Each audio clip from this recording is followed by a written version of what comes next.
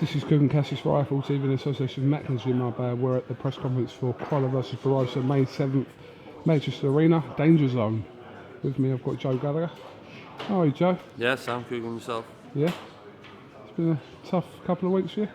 Yeah, first week was, but now, like you say, every cloud has a silver lining. Jose Burton won the British title, and as we're on with now, we've got a really busy 7 weeks ahead, huge fights ahead. Scott Cardle, Callum Smith, Stephen Smith in New York, and now Anthony CROLLA's world title defence, so business as usual, time to crack on.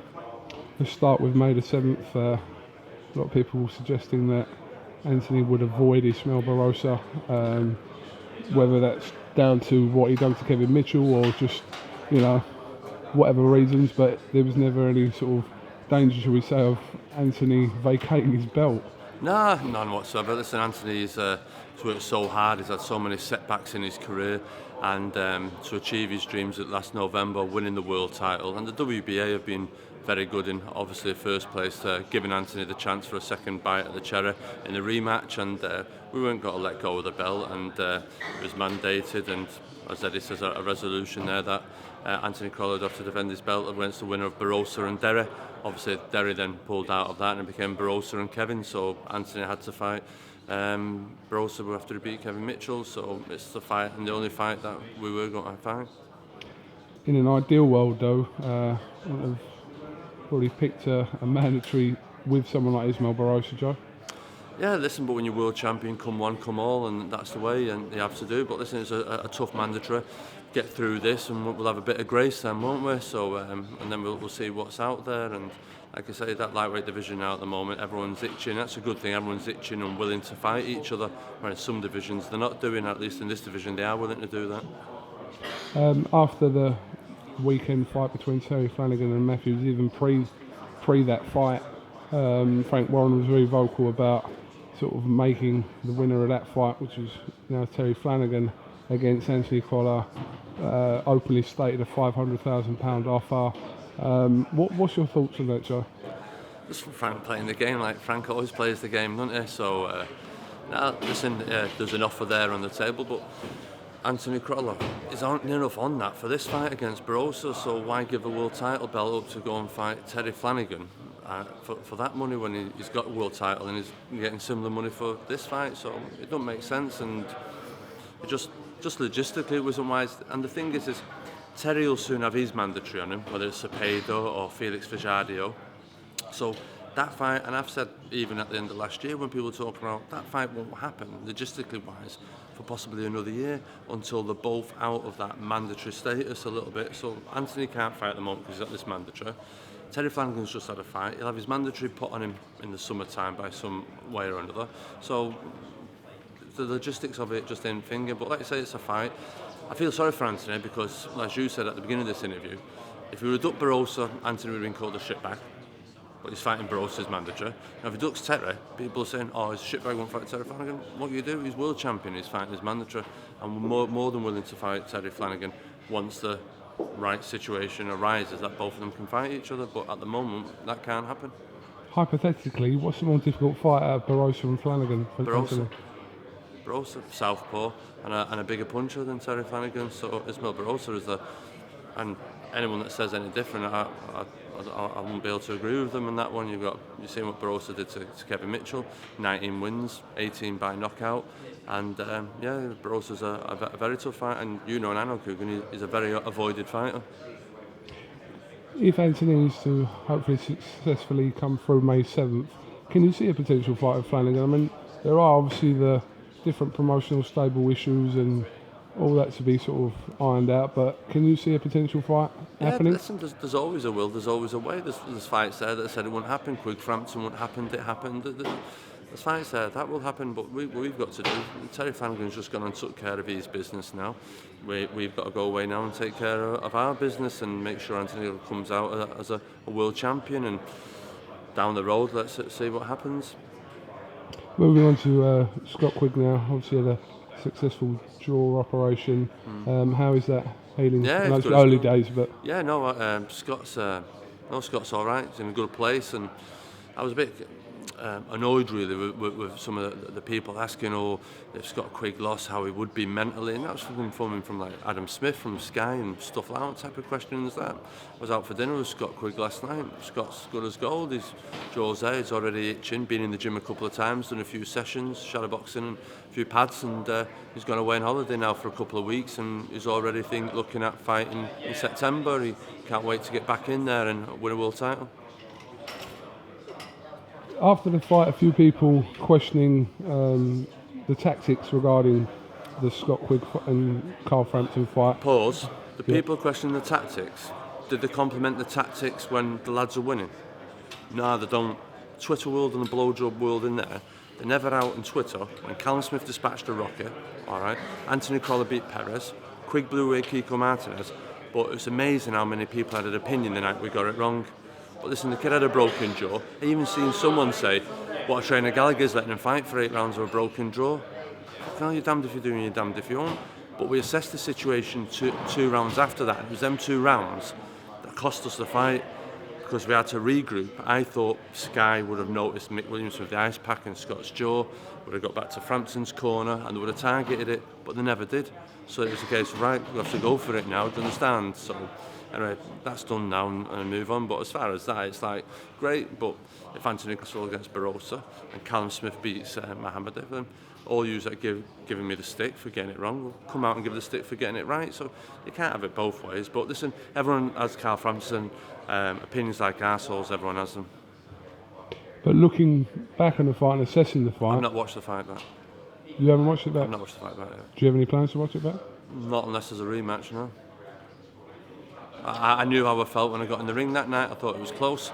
I've been told there's very good people out there that had it close, had Quigg winning, some had it a draw and stuff like that, and regardless everyone jumping on the majority, everything else, the way I scored it, I still adamant that it was closer than what the scorecard said, and the judge that gave it Quigg got stick, and it's like, well, he wasn't the only one that seen it that way. There's quite a few people, but listen, like I said to you earlier, it's done's done. We have to move on now, and if that fight comes around again next time, it'll be a different result. Okay, moving on to Stephen Smith. He's obviously secured his world title fight against Pedraza on the 16th of April. There was a lot of back and forth over the purse bid situation, but he's finally got his date. Yeah, so made up for Stephen Smith, and what a fantastic achievement. Now, obviously, Callum Smith wins April the 2nd, book himself a world title fight. Liam's world champion, Paul's fought for world titles, and Stephen now's fighting for world title. Never mind 4 brothers with British titles, but 4 of them have gone on to fight for world titles. But for Stephen Smith, he's had a stop-start career, a great win over Buckland, then obviously had a few injuries there, and then came back a good win over Bishario, and then the fight didn't materialise for a while now till now. And there's another one that's got another hard fight, Jose Pedraza. What an unbelievable fighter he is. He's as good southpaw as he's an orthodox, and we've got sparring partners in orthodox southpaws. It's from a coach's point of view, it's a very hard fight to get a fight prepared for, in the fact that we're not just dealing with an orthodox fighter that can fight long and can fight short, but he can do it as well southpaw, going forward and going backwards. So really doing our homework for that fight, and I'm pleased as well that it isn't in Liverpool, although Stephen likes it a lot. I like Stephen Smith when he's on the road. I think his best performances have been on the road, and I think it's got to be a really good night over there on April the 16th. Initially, when the fight was first announced after the purse bids, there were some stories about some potential issues between DeBella and Pedraza, but that's all been resolved now, I'm assuming, and Pedraza will be his opponent. Yeah, no, exactly. That's what I heard. I heard Pedraza was getting itchy feet, and there's always talk, and I've seen something from him recently where he's saying after this fight he's got to move up in weight. So whether he's got a weight issue or he's overlooking Stephen Smith, we can't pay attention to any of that.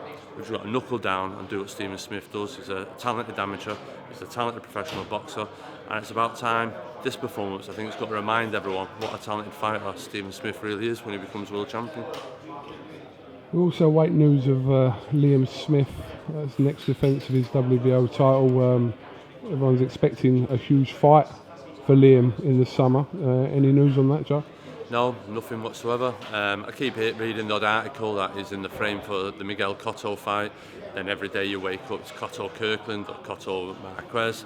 It's Cotto and everyone but Cotto and Liam Smith at the moment. But that'd be a huge fight, and I really hope that people are really going full at it to try and make that fight what happened for Liam Smith.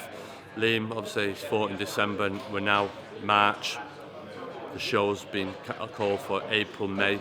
Liam's name's not been attached to any of them. And that, the only thing that I say to Liam as well, that Liam's in the gym, he's sparring, he's ticking over.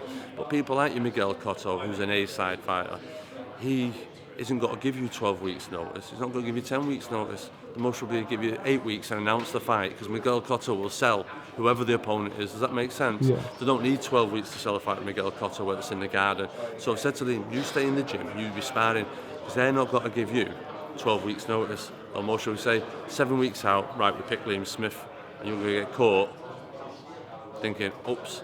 So Liam Smith's in the gym, he's sparring, and we're hopeful of that. And I've got a good feeling, hopefully, that it could come off and it'd be a great fight for him. And if it isn't, obviously with him being in the mix for Canelo and name talked about Cotto, we'll have to see then what type of opposition we'll get for a fight, hopefully in June sometime. All right, Joe. Unless you want to mention anything else or get anything else off your chest, Joe? No, nothing at all. Just really pleased with Jose Burton. You're on about before about the Quigg getting it wrong. Well, no mention about Jose Burton.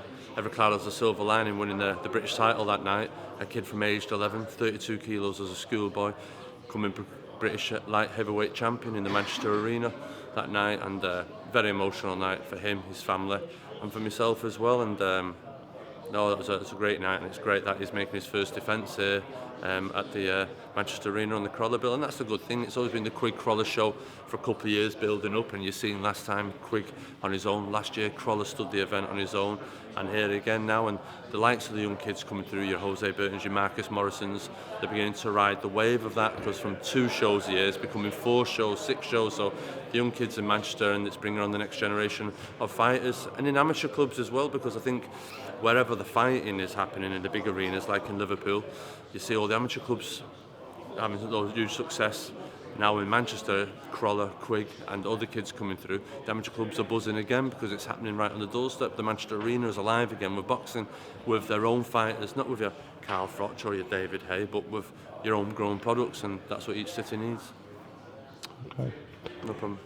I wasn't having a pop about your tactics, but I was just I making a point of what people were saying, and you read it yourself. Yeah, so. listen, KUGAN, listen, I sat there, read them all, and like I said, everyone's entitled to opinion. I read them, looked at them, assessed them, and I'll take on valid good points, and I'll take on valid bad points, and it's just like you're in your assess and you come away and you question yourself, what did you do, what did you do this, and it's like, right, okay then, take things on board, and you go, right, okay then, that, not making excuses, listen, they got the decision on the night and that's it, and we've just got to knuckle down and get back in the picture, win a world title, win 2 world titles, and most probably that fight rematch, or most probably a big summer event next year in Belfast, more so than this year, because if it means that we've already spoke, we'll go up to featherweight to get that rematch.